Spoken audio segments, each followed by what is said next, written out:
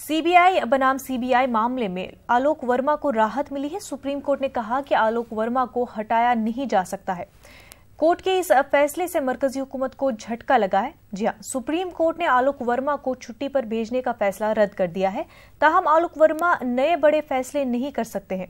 अदालत ने यह भी कहा है कि मामले की आला सतही कमेटी तश्कील दी जाए। वाज़ेह रहे कि 6 दिसंबर को आलोक वर्मा को छुट्टी पर भेजे जाने के मामले पर अदालत में सुनवाई हुई थी और अदालत ने अपना फैसला महफूज रख लिया था।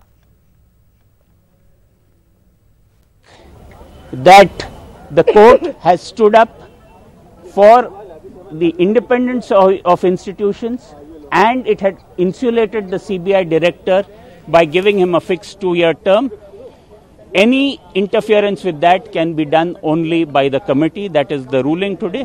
I think it's a great day for institutions in this country. आलोक वर्मा साहब 23 अक्टूबर 2018 को जो सीवीसी ने उनको पद से हटाया था, उस ऑर्डर को सीवीसी के ऑर्डर को सुप्रीम कोर्ट ने क्वैश कर दिया है। और सुप्रीम कोर्ट ने यह कहा है कि जो कमेटी होती है, जो सिलेक्शन कमेटी है comprising of prime minister, leader of position and chief justice, उस कमेटी को यह अधिकार था कोई भी किसी प्रकार का डिसीजन लेने का सीबीआई डायरेक्टर के संबंध में, और जो डिसीजन सीवीसी ने लिया वो गलत लिया। और इसीलिए जो कमेटी है वो 1 हफ्ते के अंदर बैठे और 1 हफ्ते के अंदर जो भी उसको डिसीजन लेना है वो ले। Supreme Court has today quashed the government's decision and the CVC's decision to divest Shri Alok Verma of the powers of CBI director, and they have restored him as CBI director. But strangely, despite quashing the orders divesting him of CBI director and despite restoring him, the court has said that he will not take any major policy decisions. व्यक्ति के for और against में नहीं थे। हम एक संस्था में काम करने वाले व्यक्ति को जो हटाया गया इसीलिए कि उनकी बात वो नहीं मान रहे थे और राफेल के फाइल्स उनके सामने छानबीन करने के लिए पड़े हुए थे या उसके बारे में इंफॉर्मेशन कलेक्ट कर रहे थे, ऐसा हमको इत्तला मिली है। तो उस संशय के आधार पर और अपने को चाहने वाले जो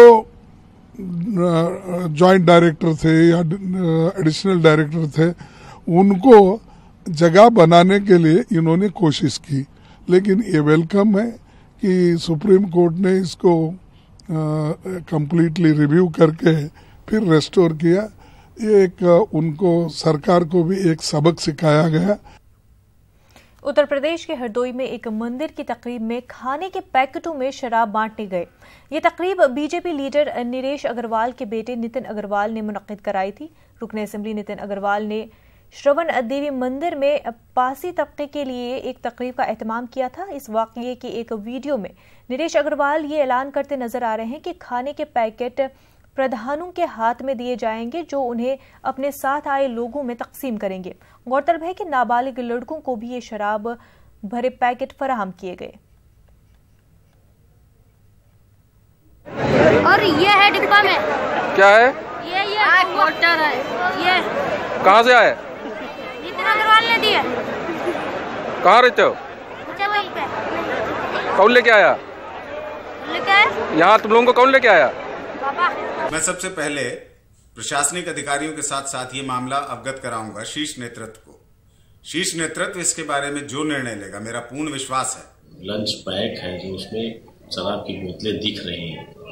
इस पूरे प्रकरण की जानकारी अभी मिली है और उसके पूरे प्रकरण की जांच कराई जाएगी और जो भी इसमें आवश्यक कार्रवाई होगी वैधानिक कराई जाएगी।